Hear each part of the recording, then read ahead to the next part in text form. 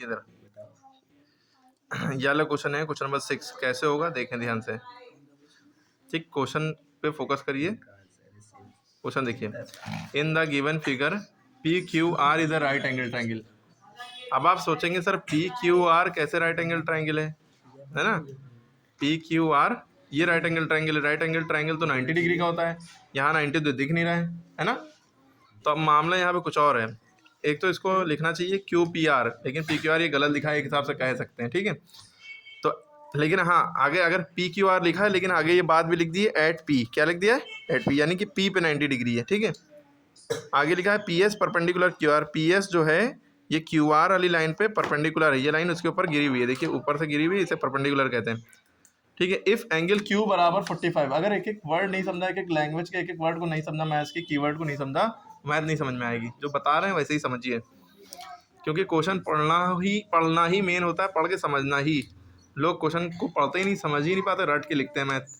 तो अगर कह रहे हैं इफ यानी अगर एंगल क्यू बराबर 45 है, एंगल क्यू यानी कि ये वैल्यू 45 है, जल्दी आओ 45 है, कह रहे हैं ये सारी चीज़ें निकालो। एंगल क्यू पी एस निकालो। क्यू पी एस का मतलब पता है कि ये बीच वाला angle Q P S, Q और ये बीच वाला निकालना था। पी किसके किसके बीच में? क्यू और एस के बीच में, यानी कि ये क्यू पी एस यानी पी ये कितना होगा ये बताओ। फिर आर पी एस, पी किसके बीच में है?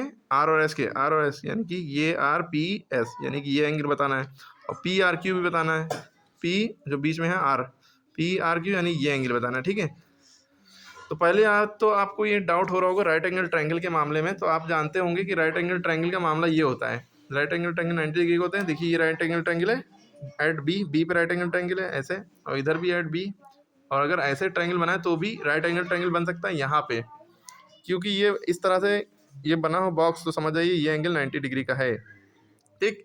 अगर किसी भी ट्रायंगल में एक 90 डिग्री बन गया है तो 100% ये 45 होगा और ये भी 45 होगा, ठीक है। 100% ये दोनों 45 के होंगे। ये याद कर लिए बात, ये समझ लिए क्यों होंगे। इसको x अगर मानो, इसको भी x मानो, और प्लस 90, तीनों के साथ 180 होना चाहिए। जोड़ोगे तो अपने आप आएगा, ठीक है। ये तीनों के जोड़ने पर 180 आना चाहिए। ये 90 है तो ये 45, ये भी 45, ये दोनों को ऐड करके 90 ये भी हो गया, 90 प्लस 90 180 हो गया, ठीक। अब यहाँ पे देखिए क्वेश्चन ये है, डायग्राम ये है, इसी में बता दें क्या? नहीं, हम इधर बता दे रहे। देखिए इस तरह का कुछ है, यहाँ पे लाइन खींची हुई है, हम यूँ बना दे रहे साफ साफ अलग अलग, देखिए ध्यान से, यूँ बनाए, और इधर से ये लाइन खींची हुई है। यहाँ पे ये 45 लिखा हुआ है, यहाँ पे P लिखा है, यहाँ पे Q है, यहाँ पे S है, यहाँ पे ये बना हुआ है, ठीक है। यहाँ पे R है, ठीक है। अब आपसे पूछा क्या गया है? QPS। क्या पूछा गया है? QPS यानी कि ये बीच वाला एंगल। क्या पूछ रहा है? बीच वाला। किसके किसके बीच में? Q और S के बीच में, Q और S के बीच में, QPS यानी कि ये एंगल बताना है ना। अब आपको ज़रा सा ध्यान से देखिए, अगर हम इतना हिस्सा छुपा लें तो ये बताइए कि इधर वाला ये एंगल कितने डिग्री का है? PSQ, ये एंगल बताइए कितने डिग्री का होगा? ये 90 ही का होगा। देखिए जब खड़ी लाइन ऊपर से गिरती है इधर, है ना, इधर वाला ये 90 है इस ट्रायंगल के लिए, और इधर वाली इस ट्रायंगल के लिए ये 90 है, ठीक है, ठीक है। अरे ये देखिए इस ट्रायंगल जैसे ये बना है, ये देखिए ऊपर बना है इस तरह का, ये 90 है, इसमें ये 90 है, ठीक। तो ये आपका 90 होता है, अगर इधर को ट्रायंगल बना है तो ये 90 होता है, ठीक है। लेकिन ये खड़ी लाइन जिधर होगी वो 90 होगा, ठीक।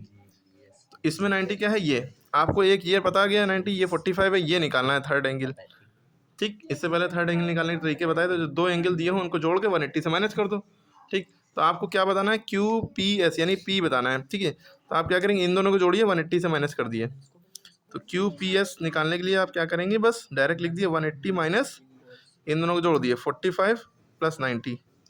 थर्ड एंगल निकालने का तरीका ये था ना, जो दो एंगल दिए हो उनको जोड़ दो, इनको जोड़ोगे 9 × 13 135, 180, 180 में से जब 135 जाएगा कितना बचेगा? 45। तो ये आ गया आपका QPS 45। और हमने एक ट्रिक, लेकिन करके आपको ऐसे दिखाना है, लेकिन हम ट्रिक आपको बता रहे हैं। अगर किसी भी एंगल में, राइट एंगल ट्रायंगल में एक 90 डिग्री, तो बचे हुए दोनों 45 ही होंगे। बस सीधी सीधी बात याद रखो, निकालने का तरीका ये है। ये आपका 45 आ गया, ठीक। आगे क्वेश्चन में क्या कहा गया था? RPS निकालो, RPS यानी ये वाला एंगल निकालो, ठीक है। RPS यानी कि ये वाला एंगल निकालो। अब इसको अगर हम अलग बना लें, यहाँ पे इसको अगर हम यूँ बना लें अलग तोड़ के, तो ये यूँ बनेगा ना, ये R है, ये पी है, ये एस है ना। अब आर पी एस में क्या निकालना है, ये एंगल पी निकालना है।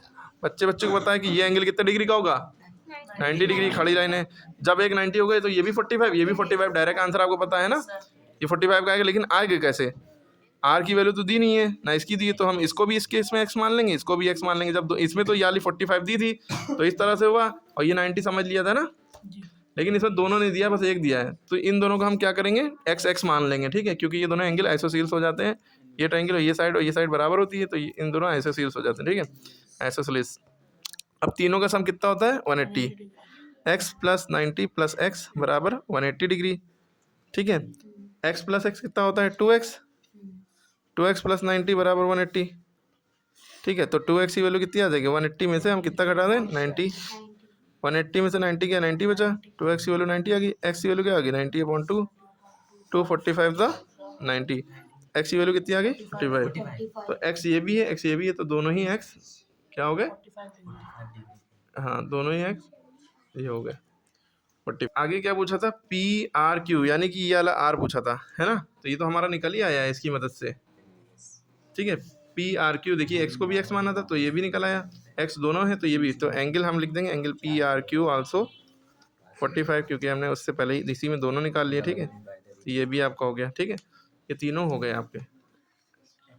अरे हो गए ना, पापी, ठीक है। अब इसी तरह इस सवाल में देखिए इसमें एक बात हमेशा ये नहीं होगा कि ये 45 है तो ये भी 45, जबकि आप इस केस में देख सकते हैं ये 90 है ना। अगर ये 45 होता तो भी ये 45 होता, क्योंकि एक 40 दे दिया गया तो ये 50 होगा। क्योंकि अगर इस ट्रायंगल को हम उठाएंगे, तीनों एंगल को जोड़ने पर कितना आना चाहिए, 180। तो अगर ये 40 है, ये 90 है, 9 4 13 हो गया 130, 180 में से 130 गया, कितना बचा 50, ये 50 का हो जाएगा। फिर ये कितने का होगा, ये 90 का है, ये 60 का है, 9 6 15, तो ये कितने का आ गया 30।